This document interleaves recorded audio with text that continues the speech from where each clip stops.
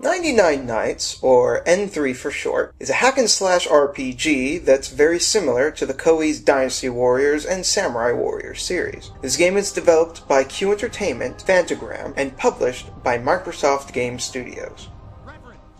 99 Nights is an older 360 game, which came out 6 years ago, and it shows. It's not really an ugly game, but it's obvious that it's an early generation 360 game. Still, the visuals for its time looked really good, and it doesn't really look that bad nowadays. The character models for the characters you play as are still pretty good looking, although the environments do look really bland. There's some slowdown here and there, but it's actually few and far between, which is fairly impressive for a game that can have hundreds of enemy units on screen at once. I also liked the designs of the characters that you play as some of them looked pretty cool. Now, this is more of a presentation issue than a graphical one, but the lip syncing in this game is just awful. I also want to mention that there are some FMV sequences here and there, and they actually looked pretty good.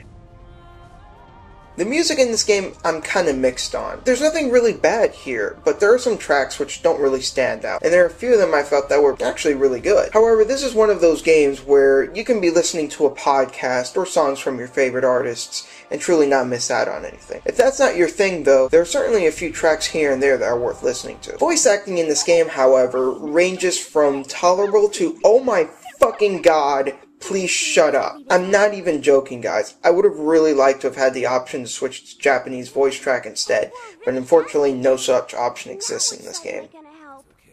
The plot of 99 Nights is something else I'm mixed on. The reason I say this is because I see a lot of potential in the writing, but it's rarely ever expanded on. For example, we have Impy, who has an unnatural hatred of goblins, and due to her actions, she causes a lot of death and destruction in her wake. However, she's never really confronted with her bigotry, and it doesn't really go anywhere. You play the game as different characters, and you see the story in different angles, and the story differs slightly when playing as another character, which in and of itself is a pretty interesting concept. However, you're never really given a chance to care about any of the characters, since there's very little cutscenes, and they run pretty shortly. In the end, we get a story that's somewhat interesting, but ends up feeling like it has a lot of unused potential.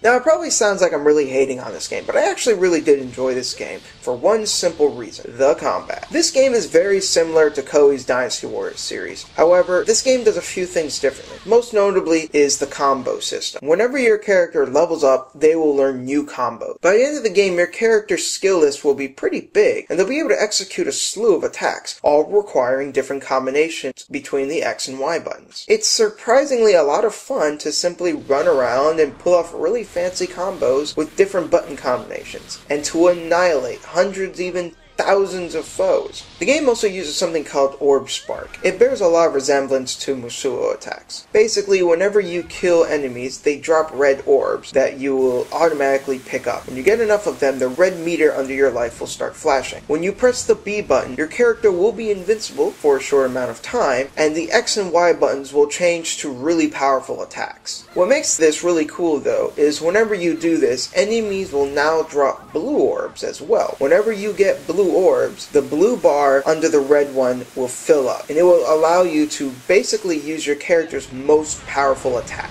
Each of the characters have different moves, and it's fun to build up the different attacks and unleash them on hordes of enemies. The bosses in this game are also pretty tough and fun to fight. Another great thing about this game is that all the characters you play as feel distinctly different from each other. They use different skills in battle and are all different from each other and must be played with a different mindset. My only real issue here is there's not enough of them. I just wish there were more characters. I mentioned before that you could level up in this game. Unfortunately, you can only level up to level 9. Now, you only do about 5 or 6 missions per character, but 9 is still a bit low. Whenever you level up, as mentioned before, you can learn new moves and also increase your stats in a typical RPG fare. As you defeat enemies, you will also find weapons and accessories. However, keep in mind that certain weapons can only be equipped if you're at the right level. You can't, for example, equip a level 5 weapon if you're only on level 3. Another interesting thing is the more you level up, the more accessories you can equip. These accessories can make a big impact in battle, as some of them range from increasing your stats to making the orb meters fill faster. This game isn't incredibly deep or anything, but there's enough here to keep you entertained between the combat and the minor micromanaging. If you're into Dynasty Warriors style combat, this game is certainly up your alley. I would also say if you think those games are a little too simple in their combat, this game might be more for you since the combo system is more complex. But if you just flat out don't like the Dynasty Warriors series at all, then this isn't going to make you a believer. So I would recommend just staying away if that's the case. Otherwise, this combat is a lot of fun.